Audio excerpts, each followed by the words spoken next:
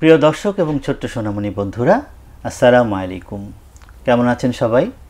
প্রত্যেককে আমন্ত্রণ জানাচ্ছি ছোট্ট সোনামণি বন্ধুদের জন্য প্যানভিশন টিভির বিশেষ অনুষ্ঠান গল্প শুনিয়ে শোতে। আজকে আমরা ছোট্ট বন্ধুদের সাথে বরাবরের মতনই নতুন কোনো বিষয় নিয়ে গল্প করব। চলুন তাহলে গল্প শোনা যাক। বন্ধুরা, তোমরা সবাই কেমন আছো? আলহামদুলিল্লাহ ভালো আছি। আপনি কেমন আছেন? আলহামদুলিল্লাহ, আমিও ভালো আছি। তোমরাও দেখতে পাচ্ছি সবাই অনেক ভালো আছো। আমরা কয়েকদিন আগে বাংলাদেশে একটি অনেক বড় ঘটনা ঘটে গেছে না? তোমরা জানো নাকি? তোমরা ছোট মানুষ, তোমরা তো এইসব খবর রাখো না, নাকি রাখো? রাখো। জি। কি ঘটনা ঘটেছে? হাসিনার পতন ঘটেছে। ও আচ্ছা, তুমি তো বলতে পারলে এক চান্সে, একবারই বলে দিতে পারলা। ঘটনাটা ঘটেছে যে আমাদের একজন দেশকে শাসন করতেন একজন শাসক। তিনি আসলে মানুষের পছন্দ নিয়ে ক্ষমতায় ছিলেন না, মানুষের ভোট নিয়ে ক্ষমতায় ছিলেন না, জোর করে ক্ষমতায় ছিলেন। আর জোর করে ক্ষমতায় থেকে তিনি কি করেছেন? মানুষের উপর খুব অত্যাচার করেছেন, জুলুম করেছেন, তাই না? তখন রাস্তায় সব মানুষ নেমে এসেছে, তাই না? তোমাদের মতন ছোট ছোট মানুষরা কি করলো? বড় বড় মানুষরা প্রথমে চেষ্টা করেছে, অনেক পারেনি তাকে নামাতে।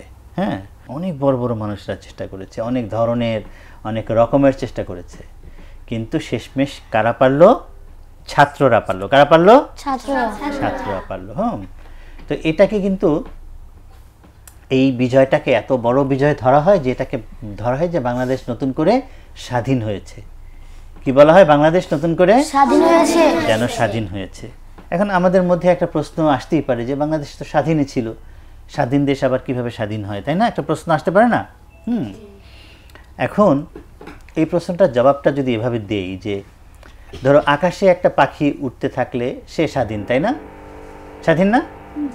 সে উঠতেও পারে, আবার সে ইচ্ছে মতন আকাশে উঠতে পারে, তার ইচ্ছে হলে সে গাছে বসতে পারে, ইচ্ছে হলে তুমি ডাকলে তার যদি মনে হয় যে না তুমি ওকে ক্ষতি করবা না, তাহলে তোমার হাতে এসেও বসতে পারে, আবার সে ফুরুত করে উড়ল দিয়ে চলে যেতে পারে। এটা হচ্ছে এক রকমের স্বাধীনতা।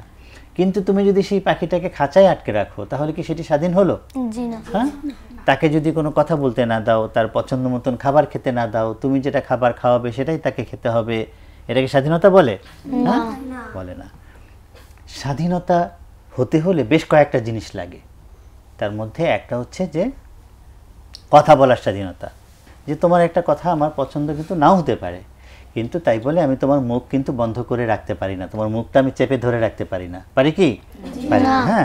যারা কথা বলার স্বাধীনতায় বিশ্বাসী তারা খুব সুন্দর কথা বলেন। তারা বলেন যে তোমার কথা আমার পছন্দ নাও হতে পারে, কিন্তু তুমি যেন কথা বলতে পারো, তোমার সেই অধিকার প্রতিষ্ঠার জন্য আমি আমার জীবন দিয়ে দিতে পারি। দেখো কি সুন্দর কথা, যে তুমি যে কথাটি বলবে সেটি আমার কথা না, সেটি তোমার কথা, সেই কথাটা আমার পছন্দেরও কথা না, কিন্তু তুমি যেন কোথাও বাধা না পাও, তুমি যেন সুন্দর করে কথা বলতে পারো, তোমার মতটা যেন তুমি প্রকাশ করতে পারো, সেজন্য আমি প্রয়োজনে আমার জীবনও দিতে পারবো। এটা হচ্ছে গিয়ে, এটাকে বলে সবচেয়ে মত প্রকাশের স্বাধীনতা সর্বোচ্চ পর্যায়ে যদি বলা হয়, তাহলে আমরা এটাকে বলতে পারি যে আমরা একজনকে কথা বলার সুযোগ করে দিতে হবে। কিন্তু আমাদের সেই যে সরকারটা ছিল, সে তার প্রথম কাজ ছিল মানুষকে কথা বলতে দিবে না। মানুষ ইচ্ছে মতন কিছু বলতে পারতো না, ভয়ে ভয়ে কথা বলতো, ফিস ফিস করে কথা বলতো। তারা সোশ্যাল মিডিয়ায় কিছু লিখতে পারতো না, লিখলেই তাকে একটা কিছু ট্যাগ লাগিয়ে দিত, তাকে একটা জঙ্গি বানিয়ে দিত, তাকে বাসা থেকে ধরে নিয়ে যেত, তাকে জেলে ভরে দিত। কথা বললে মানুষের এমন কি ক্ষতি হয়ে যাবে, তাই না? কিন্তু তারা মানুষের কথাকেও সহ্য করতে পারতো না। এটা হচ্ছে প্রথম তাদের খারাপ দিক ছিল। দ্বিতীয়টি, স্বাধীনতার দ্বিতীয় যে কাজটি থাকতে হয় সেটি হচ্ছে স্বাধীনতাতে অবশ্যই গণতন্ত্র থাকতে হবে। কি থাকতে হবে?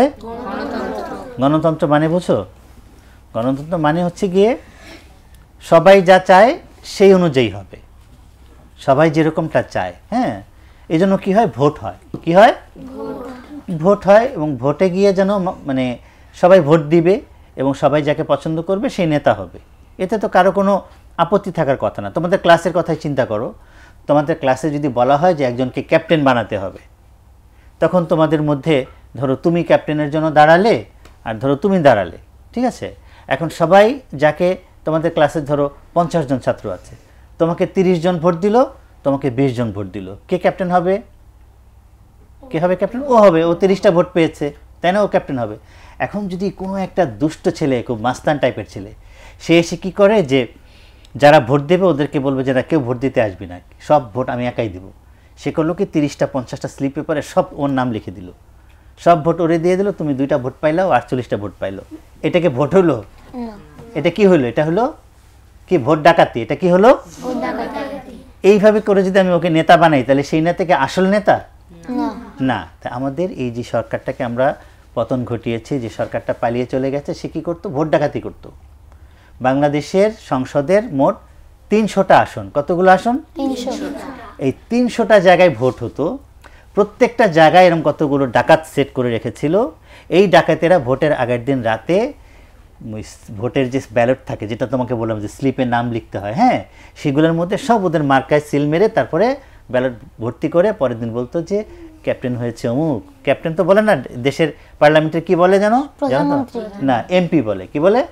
এমপি। এমপি শব্দের অর্থ হচ্ছে মেম্বার অফ পার্লামেন্ট। এমপি শব্দে কি হয়?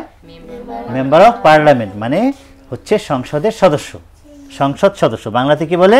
সংসদ সদস্য। সংসদ সদস্য। এই 300 জন কিন্তু গিয়ে আবার সংসদে বসে প্রধানমন্ত্রী বানায়। ধরো তোমাদের ক্লাস থেকে কয়েকজন ক্যাপ্টেন হলো, তারা গিয়ে আবার পুরো স্কুলের একজন ক্যাপ্টেন বানালো। এরকম ব্যাপারটা অনেকটা, বুঝতে পেরেছো? ক্লাস 1-এ 2-3টা সেকশনে 2-3 জন ক্যাপ্টেন হলো, 2-তে হলো, 3-তে হলো, সবাই মিলে আবার কি হলো? একটা সংসদে বসলো। সেখানে বসে আবার সবাই মিলে যদি স্কুলের ক্যাপ্টেন বানায়, সে হবে প্রধানমন্ত্রীর মতন, পুরো স্কুলের ক্যাপ্টেন সে, তাই না? এখন ওই ডাকাতি তো করছে গোড়াতেই, সব নিজের লোককে নিয়ে গেছে সংসদে। ওরা এসে আবার সব ডাকাতগুলো মিলে আবার আরেকজন বড় ডাকাতকে দেশের প্রধানমন্ত্রী বানায় দিল। তাহলে কি হলো? এই দেশটার তাহলে কিসের দেশ হলো? হ্যাঁ, মানে জনগণের দেশ হলো? হ্যাঁ, রাজনীতির দেশ হলো? গণতন্ত্রের দেশ হলো? কি হলো? এটা হলো ডাকাতদের দেশ। কি হলো? ডাকাতদের দেশ। ঠিক এরকম একটা ডাকাতদের দেশে আমরা বসবাস করতাম। এই জন্য স্বাধীনতার জন্য সবচেয়ে বড় প্রয়োজন হচ্ছে গণতন্ত্র। গণতন্ত্র থাকলে কি হতো? যে যারা একবার ক্ষমতায় যেত তারা চিন্তা করতো যে আমি এখন ভালো কাজ করতে হবে 5 বছরের জন্য। হ্যাঁ, ক্ষমতায় কিন্তু 5 বছরের জন্য যেতে হয় পার্লামেন্টে, তোমরা এটা জানো? জি। পার্লামেন্টে যেতে হয় 5 বছরের জন্য। তারা চিন্তা করতো যে আমরা 5 বছর ভালো কাজ করব, যদি না করি তাহলে পরের বার যখন ভোট হবে তখন লোকজন আমাদেরকে ভোট দিবে না। হ্যাঁ, তখন বাধ্য হয়ে তারা কিন্তু সবাই খুব ভালো হয়ে যেত, ভালো ভালো কাজ করতো। কিন্তু যারা ভোটই করবে না তাদের তো ভালো কাজের কোনো দায়ও নাই, তাদের কোনো চিন্তাও নাই, টেনশন নাই, তারা ইচ্ছে মতন খারাপ কাজ করেই যেতে থাকলো। একে তো ডাকাত, তার উপরে আবার আরও খারাপ কাজের তারা অভ্যস্ত হয়ে গেল। হ্যাঁ, এই জন্য আমাদের দেশটা ধীরে ধীরে ধীরে ধীরে একেবারেই খারাপ হতে হতে চরম খারাপ হয়ে যাওয়া শুরু করেছিল। হ্যাঁ, এরপরে কি হয়? এরপরে মানে একটা দেশের স্বাধীনতার জন্য, স্বাধীনতা আছে কি নেই এটা বোঝার জন্য আরেকটি জিনিস লাগে, সেটা হচ্ছে বৈষম্যহীন সমাজ। এই শব্দটা অনেক কঠিন লাগছে তোমাদের কাছে, কিন্তু আমি সহজ করে বুঝিয়ে দেবো। কি লাগে সেটা? বৈষম্যহীন সমাজ। বৈষম্য জিনিসটাকে একটু বোঝার চেষ্টা করি তাহলে আমরা। চলো, ধরো আমাদের পরিবারে কয়জন সদস্য আছে? ধরো কারো পরিবারে 8 জন আছে, কারো পরিবারে 10 জন আছে। হ্যাঁ, এখন বাবা ধরো বাজার থেকে 20টা আম নিয়ে আসলো। আমাদের পরিবারের সদস্য সংখ্যা কত? 10 জন। বাবা, মা, দাদু আছে, ধরো দাদাও আছে, ফুপিরা আছে, ভাই বোনরা আছে, সব মিলে 10 জন। এখন বাবা বললেন যে আমি 20টা আম নিয়ে এসেছি, সবাই ভাগ করে খাও। আমরা কয়টা করে ভাগ পাবো? 2টা। কয়টা করে ভাগ পাবো? 2টা। এখন এই 20টা আম আনার পরে যদি বলা হয় প্রথমেই যে না, এখান থেকে আগেই 12টা আম রেখে দিলাম আমি, এটা আমি একা খাবো, ঠিক আছে, আর যে 8টা আম থাকে এগুলো ভাগ করে খাবা তোমরা, তখন অবস্থাটা কি হলো? আমরা তো তখন একটা আমও ভাগে পাবো না। পাবো? না। 8টা আম 10 জন মিলে ভাগ করে খাওয়া যায়? না। কেটে ভাগ করে টুকরা মানে ঠিক মতন তো পাবোই না, উল্টা মানে অনেক কম পাবো, তাই না? এটাকে বলে বৈষম্য। ধরো পরিবারে তোমার এক ভাই আছে খুব মাস্তান টাইপের, সে প্রথমে 12টা আম লুকায় রাখলো এক জায়গায়, এই 12টা আম আমার, বাকি 8টা আছে, এটা 8টা ভাগ করে খাও সবাই তোমরা। খুব খারাপ না এরকম? জি। তো আমাদেরই সমাজটা এরকম ছিল যে আমাদের চাকরি বাকরির ক্ষেত্রে একটা বিরাট বৈষম্য তৈরি হয়েছিল। 100টা সরকারি চাকুরির মধ্যে 56টা সরকারি চাকুরি আগেই একটা বিশেষ জনগোষ্ঠীর জন্য বা কয়েক ধরনের লোকের জন্য আগে রেখে দিয়েছে, যে এগুলো হচ্ছে তাদের। বাকি 44টার জন্য আমাদের মেধাবী ছেলেরা পেলেরা অনেক পরিশ্রম করে পরীক্ষা দিয়ে বিসিএস করে তারা কি করতো? ওই 44টার ভাগ পাইতো তারা। তো এটাকে বৈষম্য না? জি। হ্যাঁ, অথচ অনেক কম মেধা নিয়ে ওই 56টার ভাগ কিন্তু অন্যরা নিয়ে যাওয়া শুরু করেছিল। কারা নিয়ে যেত? অন্যরা। সে অন্যদের মধ্যে কোনো কেউ একটু একটু ভালো কিছু আছে, ধরো মেয়েরা যেহেতু মেয়েদের জন্য কিছু রেখেছিল, কিন্তু মেয়েদের জন্য রাখবে কেন? মেয়েদের জন্য কেন আলাদাভাবে রাখবে? মেয়েরা ছেলেদের মতনই, মেধা যদি ভালো থাকে তাহলে তারা পেয়ে যাবে, মেধা ভালো না থাকলে পাবে না। একটা মেধাবী ছেলে চাকরি পাবে আর একটা কম মেধাবী মেয়ে চাকরি পাবে, কোনটা চাও তোমরা? মেধাবী। আবার একটা মেধাবী মেয়ে যদি ভালো করে আমরা ছেলেটাকে দেবো না, মেধাবী মেয়েটাকেই দেবো, তাই না? আমরা তো এখানে বৈষম্য করবো না, তাই না? কিন্তু ওরা এমন বৈষম্য সেট করে রেখেছিল যে আগেই 56টা আম নিজেরা খেয়ে নেবে, বা নিজেদের নাতিপুতিদের খাওয়াবে, বা নিজেদের ছেলেপেলেদের খাওয়াবে, এরপর বাকি 44টাকে আমাদের সবার জন্য রেখে দিয়েছিল, যেখানে ওই 44টার জন্য আমাদের ছেলেপেলেদের খুব কষ্ট হতো, প্রতিযোগিতা করতে হতো, বেশি অনেক কম্পিটিশন করতে হতো।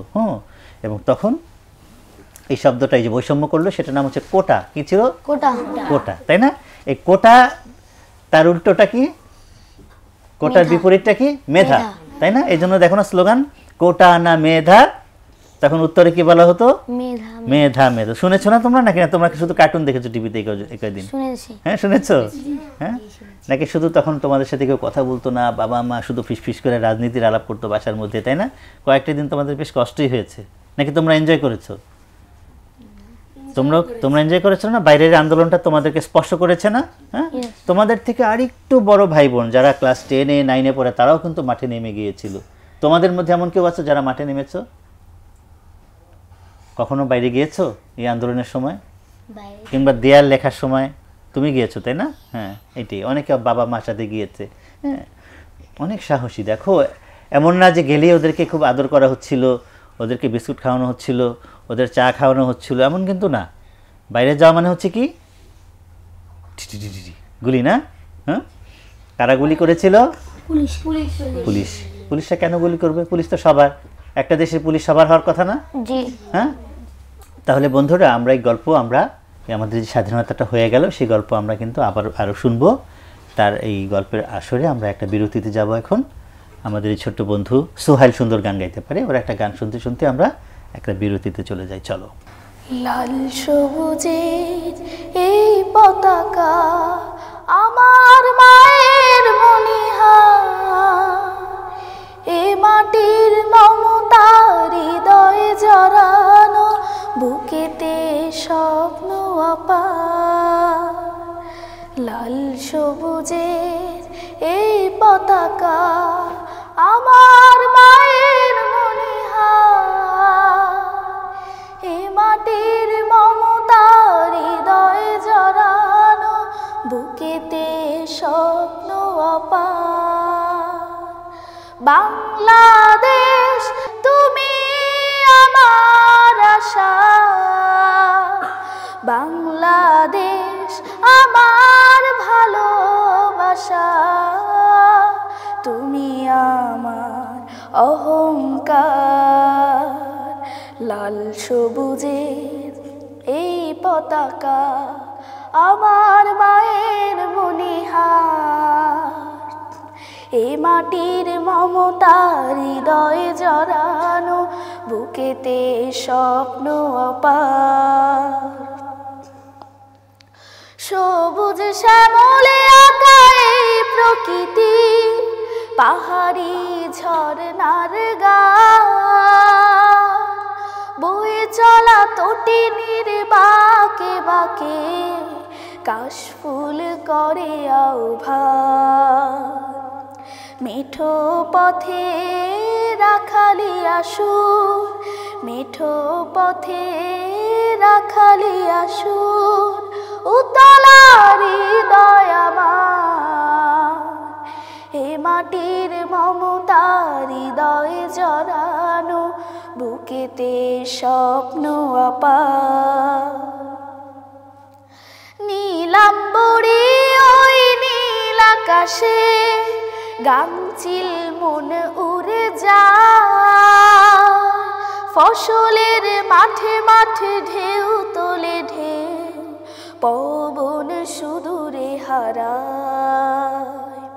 নীলাম্বরী ওই নীল আকাশে গাংচিল মন উড়ে যায়, ফসলের মাঠে মাঠে ঢেউ তোলে ঢেউ, পবন সুদূরে হারায়।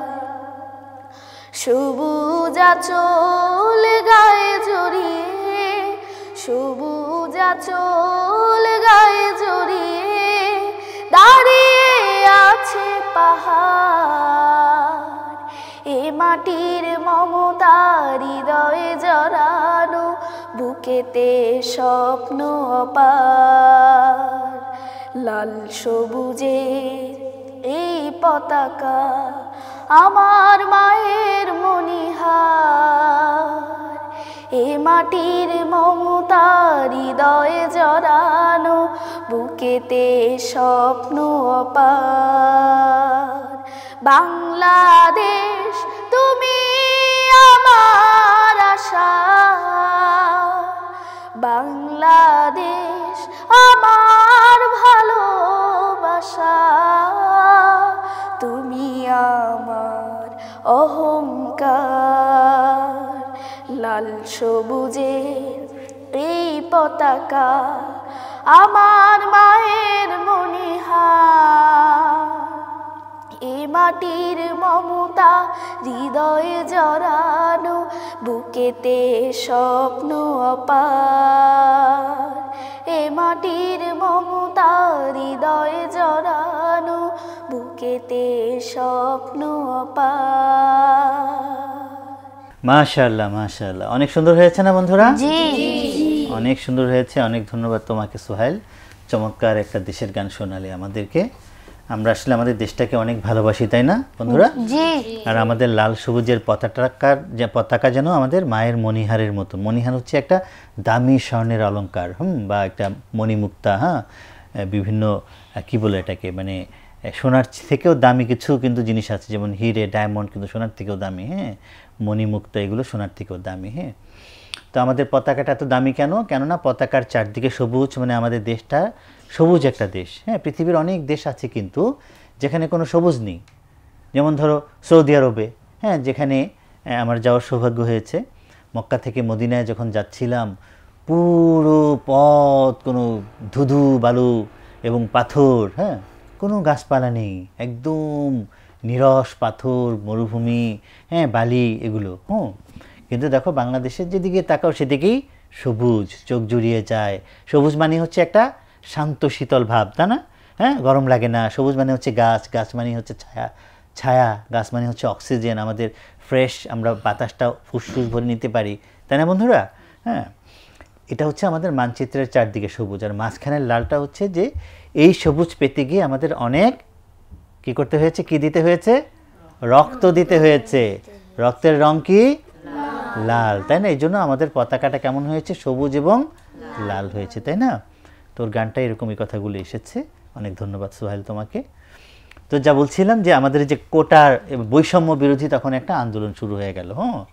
স্বাধীনতার জন্য কিন্তু আরও একটা জিনিসের দরকার হয়, সেটি হচ্ছে ন্যায় বিচার। কি লাগে? বিচারটা কে করে? বিচার কোথায় পাই আমরা? কোথায় গেলে বিচার পাওয়া যায়? আদালতে গেলে। কোথায় গেলে? আদালতে। কিন্তু আমাদের আদালতটা এমন ছিল যে সেখানে গেলে আমরা ন্যায় বিচার পেতাম না। যে শুধু তাই নয় যে মিথ্যা মামলা দেয়া হতো, শুধু তাই নয়, বরং মিথ্যা মামলা দিয়ে একটা মানুষকে শাস্তি মৃত্যুদণ্ড পর্যন্ত দেওয়া হয়েছে এই দেশে। একটা মানুষের কোনো অপরাধ নেই, কোনো দোষ নেই, কিন্তু তাকে ধরে নিয়ে মিথ্যা বিচার করে, মিথ্যা সাক্ষী জোগাড় করে তাকে ফাঁসি দেওয়া হয়েছে। এরকম ঘটনা বাংলাদেশে ঘটেছে। তাহলে সেই বিচারের কি মূল্য আছে? ধরো তুমি, তোমার বড় ভাই তোমাকে মার দিল, তখন তুমি তো কার কাছে যাও? আম্মুর কাছে যাও, নাহলে আব্বুর কাছে যাও, তাই না? বিচার নিয়ে।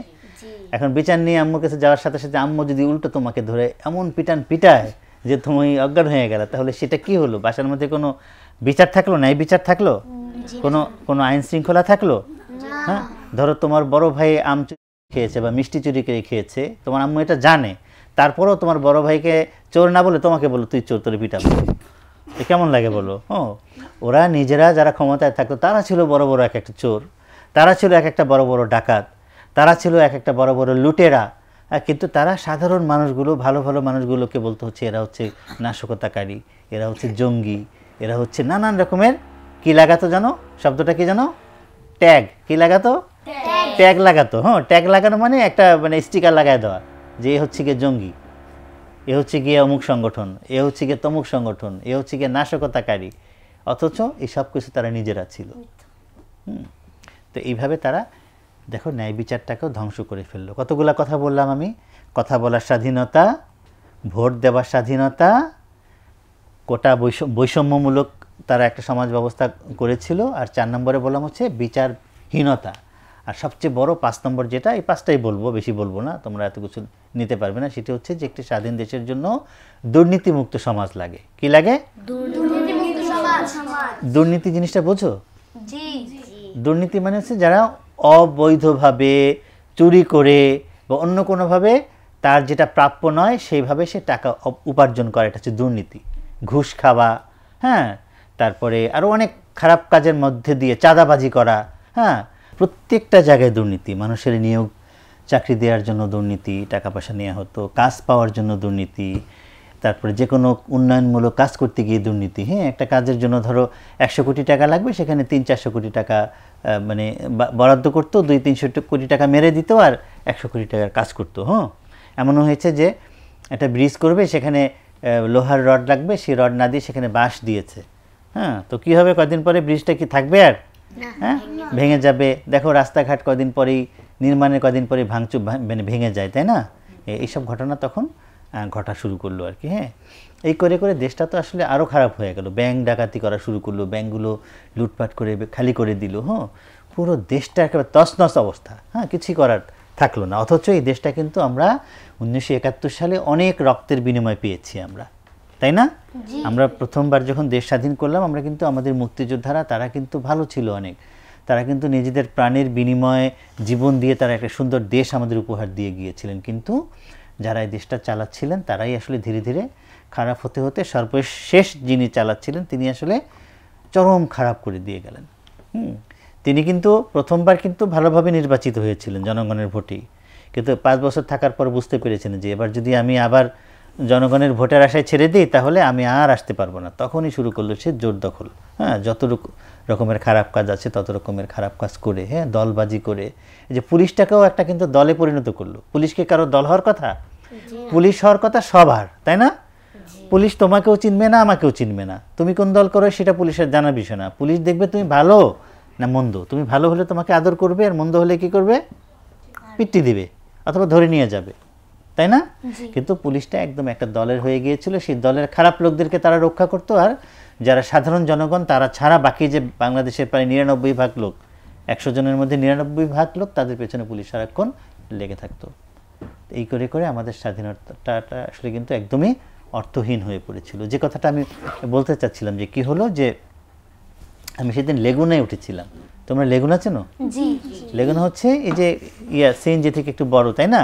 আবার বাস থেকে ছোট। হ্যাঁ, এই এক পাশে 6 জন করে বসে, আর এক পাশে 6 জন বসে, আর সামনে বসে 2 জন। তো সেদিন আমি উঠলাম, লেগুনায় উঠে দেখি যে 5 জন, গাদাগাদি করে 6 জন বসতে হচ্ছে না, 5 জন, এ পাশে 5 জন, এ পাশে 5 জন। আমি বললাম কী ব্যাপার, আর একজন উঠাবে না? বলে যে না, এখন আরামে যেতে পারবেন। কেন? বলে যে আগে তো আসলে চাঁদা দিতে হতো আমাদের। আমি বললাম কেমন চাঁদা? বলে যে একটা লেগুনাতে সারাদিনে প্রায় 950 টাকা চাঁদা দিতে হতো, প্রায় 1000 টাকা। তো একটা লেগুনা সারাদিনে কয় টাকাই বাকি ইনকাম করে? এর মধ্যে থেকে 950 থেকে 1000 টাকা সেই সন্ত্রাসী যে দলটি ছিল ক্ষমতায় তাদেরকে দিতে হতো। এজন্যই তারা জোর জবস্তি করে 5 জনের জায়গায় 6 জন বসাতো। কষ্টটা কাদের হতো? আমরা যারা যাত্রী তাদের হতো, তাই না? আবার লেগুনা যারা ব্যবসা করে তাদেরও হতো। কিন্তু কোনো রকমের পরিশ্রম না করে এই টাকাগুলো কারা নিয়ে যেত? যারা ক্ষমতায় ছিল, যারা দুর্বৃত্ত, যারা লুটেরা। তো একটা লুটেরারা যখন দেশ চালায়, একটা ডাকাতরা যখন দেশ চালায়, তখন সেই দেশটা কখনোই ভালো দেশ হতে পারে না। এই জন্য আমরা তখন বাংলাদেশটাকে ভালো কোনো দেশ পাচ্ছিলাম না। সারা পৃথিবীর সবগুলো সূচকে বাংলাদেশ সবচেয়ে নিকৃষ্ট একটা দেশের পরিণত হয়ে যাচ্ছিল। দুর্নীতিতে চ্যাম্পিয়ন, দূষণে চ্যাম্পিয়ন, শিক্ষা ব্যবস্থার মান সবচেয়ে খারাপ, জনগণের মান সবচেয়ে খারাপ, মানে সব দিক থেকে সব সূচকে বাংলাদেশ সবচেয়ে পেছনে পড়া একটা জাতিতে পরিণত হয়েছিল। অথচ আমরা কিন্তু পেছনে পড়ার মতো নয়। তোমরা যারা তরুণ, তোমরা যারা ছোট, তোমাদের মধ্যে সাহস আছে, শক্তি আছে, তোমরা ভালো কিছু করতে চাও, কিন্তু ভালো কিছু করার কোনো পরিবেশ নেই। ধরো একটা বাসায় তোমরা ভাই বোনদের মধ্যে যে ছেলেটা সবচেয়ে ভালো, ভাইটা লেখাপড়া করে, কোরআন তেলাওয়াত করে, আর একটা ভাই হচ্ছে সারাদিন টিভি দেখে আর মানুষের ফ্রিজ থেকে জিনিস চুরি করে করে খায়, অন্যটা তোমার একটা ভাগ তোমার আম্মু রেখেছে ওটা খেয়ে ফেললো। এখন তোমার বাবা যদি ওই খারাপ ছেলেটাকে সারাক্ষণ ভালোবাসে তাহলে কেমন হবে? পরিবারে কি তাহলে কি দাঁড়াইলো? পরিবারে ভালোর চর্চা হলো না, তাই না? তাই না? তুমি একটা ভালো ছেলে, তুমি সকালে উঠে কোরআন তেলাওয়াত করো, নামাজ পড়ো, তুমি ক্লাসে ফার্স্ট হও, কিন্তু তোমার দাম নেই। দাম হচ্ছে যে ক্লাসে লাস্ট হয় এবং যে ফ্রিজের জিনিস চুরি করে খায়, যে সারাক্ষণ টিভি দেখে, যে মোবাইল নিয়ে পড়ে থাকে, পাবজি খেলে, তারে সবার মাথার উপরে উঠায় রাখছে। ব্যাপারটা আমাদের দেশের ক্ষেত্রেও এরকম হয়ে গিয়েছিল, বুঝতে পেরেছ? এই জন্য কী প্রয়োজন হয়েছিল? এই ঘটনার প্রেক্ষিতে কী হলো? তখন একটা বড় আন্দোলন হয়েছিল, তাই না? সেই আন্দোলনের গল্পটা আমি আবার আরেকদিন তোমাদেরকে বলবো। আজকে কেন আন্দোলন হয়েছিল, কেন এরকম একটা স্বাধীনতা থাকার পরেও আমরা স্বাধীন ছিলাম না, সেই গল্প তোমাদেরকে বললাম। তোমরা অনেক ছোট মানুষ, কঠিন কঠিন বিষয় বলেছি, তোমরা কি বুঝতে পেরেছো সব কথা? হ্যাঁ, তাহলে আমাদের আসলে কিন্তু এখন আমরা যদি স্বাধীনতাটা পাই, এখন আমাদের কিন্তু ভয় লাগে না। আমরা এখন যে কোনো কথা বলতে পারি, অন্যরা আমাদের পছন্দ নয় এমন কেউ আমাদের সামনে দাঁড়িয়ে যে কোনো কথা বলতে পারে। হ্যাঁ, কিন্তু একটা সময় এমন ছিল যে আমরা ইভেন আমি কিন্তু কোরআন শরীফও পড়তে ভয় পেতাম বাসার মধ্যে। আমার কোরআন থাকলে সেই পুলিশ এসে আমাকে অ্যারেস্ট করে নিয়ে যাবে, সেই ভয়টা আমার করতে হয়েছে। আমরা কোরআন লুকিয়ে রেখেছি। আমি একবার বেড়াতে গিয়েছিলাম, হ্যাঁ, তো বাসায় ফিরে দেখি যে কোরআনের জায়গায় কোরআন নেই। তো পরে আমাদের একটা পুরনো ওয়াশিং মেশিন আছে, সেটার মধ্যে আমার আম্মা সেই কোরআন শরীফগুলো সেখানে লুকিয়ে রেখেছে। কেননা এই কোরআন, এই তাফসিরগুলো যার বাসায় পাওয়া যেত তাকে অ্যারেস্ট করে নিয়ে যেত। বুঝতে পেরেছ? তাহলে আমরা কোথায়, কোন দেশে বসবাস করেছি এতদিন? হ্যাঁ, আলহামদুলিল্লাহ এখন অবস্থার পরিবর্তন হয়েছে। নিশ্চয়ই এখন মানুষ কোরআন হোক, বাইবেল হোক, গীতা হোক, এগুলো পাঠ করার জন্য কেউ কারো বাধার মুখোমুখি হবে না। এদেশে হিন্দু, মুসলিম, বৌদ্ধ, খ্রিস্টান প্রত্যেকে খুব শান্তিতে যার যার ধর্ম পালন করতে পারবে, প্রত্যেকেই যার যার কাজ করতে পারবে, প্রত্যেকেই কেউ ফেসবুকে যা ইচ্ছা তাই লিখতে পারবে, প্রত্যেকেই শুধু পারবে না যেটা, সেটা হচ্ছে দুর্নীতি কেউ করতে পারবে না। হ্যাঁ, ঘুষ চাইলেই ঘুষি, ঘুষ চাইলেই ঘুষি, এগুলো হচ্ছে এখন আমাদের স্লোগান, ঘুষ চাইলেই ঘুষি। এটা স্লোগান কেমন করে দেখো। এই আন্দোলনে যখন বিজয় হয়ে গেলাম, তখন তোমাদের মতন ছোট্ট ছোট সোনামণিরা কিন্তু দেয়ালে দেয়ালে এগুলো লিখে রেখেছে। সারা ঢাকা শহরের দেয়ালে দেয়ালে, শুধু ঢাকা শহর নয়, সারা দেশের দেয়ালে দেয়ালে সুন্দর সুন্দর সব কথা লেখা রয়েছে। এই কথাগুলো হচ্ছে আমাদের স্বপ্নের কথা। এই কথাগুলো এতদিন আমাদের মনের মধ্যে ছিল, আমরা এগুলো বলতে পারিনি। এখন আমাদের মনের কথাগুলো আমরা বলতে পারছি, মানে হচ্ছে আমরা এখন স্বাধীন, আমরা এখন স্বাধীন। তো ঠিক আছে বন্ধুরা, আজকের গল্পের আসর আমরা এখানেই শেষ করতে চাই। হ্যাঁ, আমরা আগামী পর্বে ইনশাল্লাহ এই স্বাধীনতাটা আমরা কেমন করে পেলাম, কোন আন্দোলনের মধ্য দিয়ে পেলাম, সেই গল্পগুলো আমরা শুনব। ঠিক আছে বন্ধুরা? প্রিয় দর্শক এবং ছোট্ট সোনামণি বন্ধুরা, আমরা এতক্ষণ যে বিষয় নিয়ে গল্প করেছি, বিষয়গুলো কিন্তু বড়দের ছিল, কিন্তু যেহেতু এখন এই বিষয়গুলো ছোটরাই চর্চা করছে, ছোটরাই একটা বিশাল স্বাধীনতা নিয়ে দিয়েছে আমাদেরকে, তাই আমি মনে করেছি বা আমরা মনে করেছি যে আমাদের ছোট্টদের এই বিষয়গুলো জানা প্রয়োজন আছে। আজকের এই ছোটরাই কিন্তু ছোট নয়, ওরাই বরং অনেক বড়। আজকে আমরা ওদের কাছে অনেক ছোট হয়ে গিয়েছি, ওরা আজকে দেশকে এগিয়ে নিয়ে যাবে। আমরা ওদের সেই অগ্রযাত্রায় আমাদের পেছনে থাকব। আমরা একটা সুন্দর দেশ গড়ার জন্য আমরা এই তারুণ্যকে স্বাগত জানাবো এবং তাদের সাথে নিয়ে আমরা একটা চমৎকার বাংলাদেশ গড়ব। সবাই ভালো থাকবেন, সুস্থ থাকবেন, নিরাপদে থাকবেন। আল্লাহ হাফেজ।